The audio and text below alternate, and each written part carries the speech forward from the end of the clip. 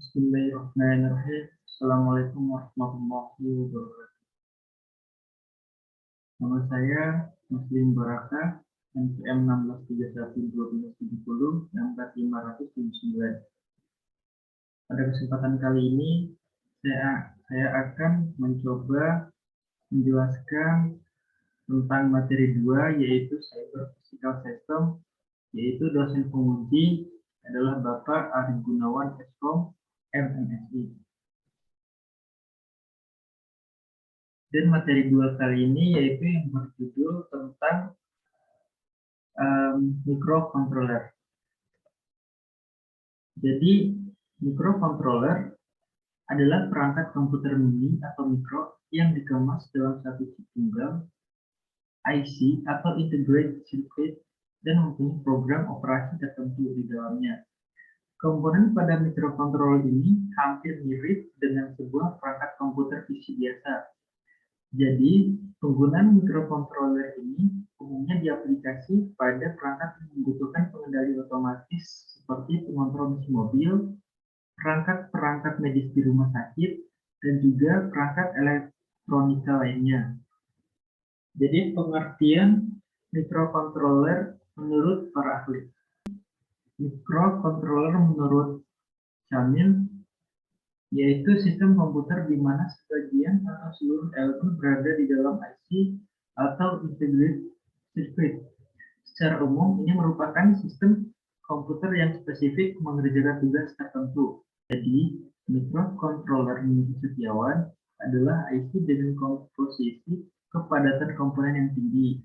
Semua bagian di microcontroller berada di satu chip yang terdiri dari CPU, ROM, RAM, input, output, timer, dan integrated controller. Dan yang ketiga, microcontroller menurut Agus Bejo. Jadi, microcontroller menurut Agus Bejo yaitu integrated circuit dengan kapasitas untuk diprogram dengan cara dihapus dan ditulis ulang beberapa kali. Adapun jenis microcontroller. Jadi di sini yang pertama adalah microcontroller Arduino, yaitu yang termasuk yang umum tersedia sehingga tidak dapat menemukannya. Sebagai user, Anda dapat menggunakan chip ini untuk proses kerja sederhana tetapi berulang. Fungsi juga termasuk timer dan counter sehingga kerja dapat diatur. Dan jadi yang kedua yaitu microcontroller Atmega 16, yaitu termasuk chip yang berkapasitas tinggi. Pembuatannya secara khusus untuk menunjang kerja tertentu. User cukup melakukan setting sesuai kebutuhan lalu melakukan kontrol agar bekerja secara efektif. Fungsi microcontroller yaitu dari pembangkit osilasi. Selanjutnya, fungsi microcontroller adalah flip-flop dan pembangkit osilasi. Pekerjaan ini dapat perlu sistem kompleks sebab cukup program yang efisien dan sederhana.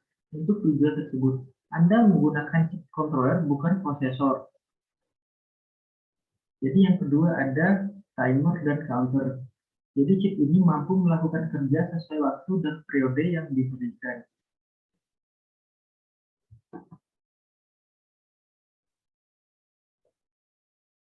Dan yang ketiga ada converter. Jadi fungsi dari converter adalah mengubah analog ke digital. Masukan yang masuk berbentuk analog lalu dikonversi agar kompatibel dengan proses sistem. Fungsi dari converter yaitu mengubah analog ke digital. Masukan yang masuk berbentuk analog lalu dikonversi agar kompatibel dengan proses sistem digital. Dan yang keempat adalah encoder dan decoder. Jadi peran untuk mengkode, jadi encoder dan decoder yaitu berperan untuk mengkodekan data input menjadi sebuah data bilangan dengan menggunakan format tertentu. Selain itu, ia juga dapat berperan sebagai alat untuk menemui input biner dan memastikan salah satu outputnya sesuai dengan urutan biner tersebut. Dan yang kelima ada IDC atau Analog Digital Converter.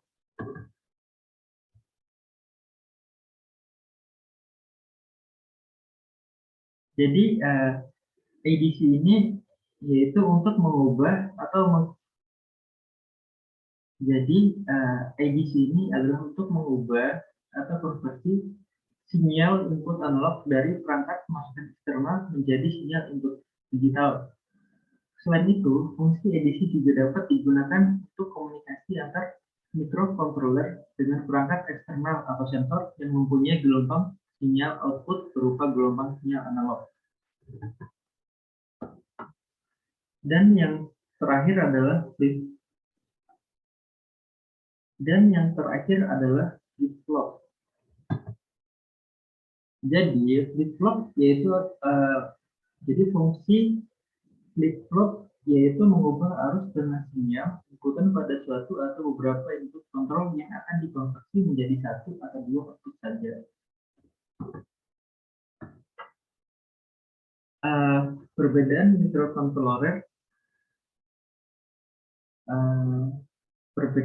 microcontroller dan microprosesor.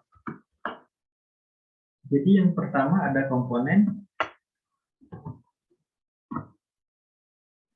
Jadi komponen adalah chip dengan kelengkapannya di satu chip. Dari segi komponen, Anda akan menemukan semua yang ada di dalam komputer secara terintegrasi karena sangat kecil. Anda mungkin membutuhkan alat khusus untuk chip langsung. Sebaliknya, mikroprosesor adalah chip untuk processing. Tugasnya sebatas mengubah data hasil input sesuai dengan teks dan komen. Setelah itu, keluaran atau output yang diberikan alat lain atau di komputer itu berasal dari perintah langsung oleh muncul hasil dari display.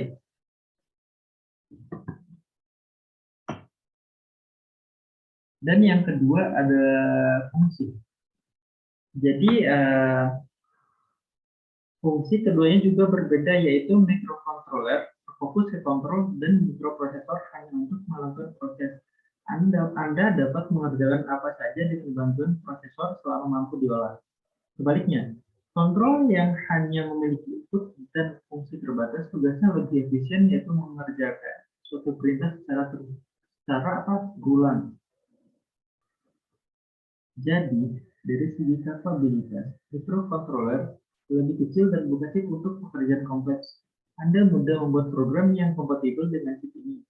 Kapabilitasnya sesuai dengan komponen dan kapasitas penyusun IC atau integrated circuit. Di sisi lain, prosesor memang dibuat untuk tugas yang umum, kompleks, dan skala besar. Akan tetapi, memori yang dipakai terpisah sehingga membutuhkan komponen dan alat lain yang terkoneksi agar performa lebih optimal. Prosesor tidak dapat bekerja sendiri karena harus ada input sebelum mengolah data. Dan yang keempat ada biaya. Untuk biaya, keduanya memiliki harga relatif, meskipun lebih kecil dan sederhana.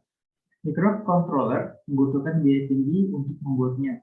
Bayangkan, menggabungkan semua komponen untuk berfungsi normal di satu chip.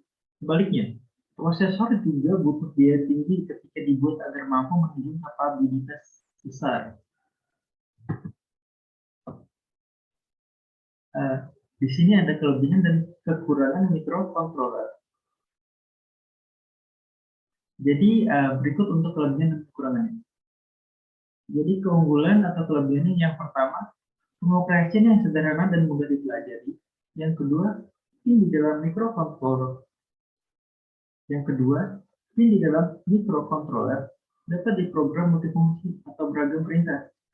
Yang ketiga, waktu yang dibutuhkan microcontroller untuk eksekusi sebuah perintah sangat cepat. Yang keempat, dapat berperan sebagai mikrokomputer secara mandiri tanpa memerlukan komponen digital tambahan lainnya. Dan yang kelima, hemat biaya. Hal ini karena microcontroller memiliki integrasi yang lengkap dan multifungsi. Adapun kekurangannya atau kelemahannya, yang pertama adalah kemampuan CPU yang tidak terlalu tinggi atau rendah dalam mengolah data. Dan yang kedua, memiliki RAM dan ROM yang kecil. Yang ketiga, hanya dapat menerima perintah program sederhana. Dan yang keempat, kemampuan untuk eksekusi sebuah perintah dalam waktu yang sama sangat terbatas. Terima kasih. Adapun presentasi saya, lebih dan kurangnya saya mohon maaf. Wabillahi taufiq wal hidayah. Wassalamualaikum warahmatullahi wabarakatuh.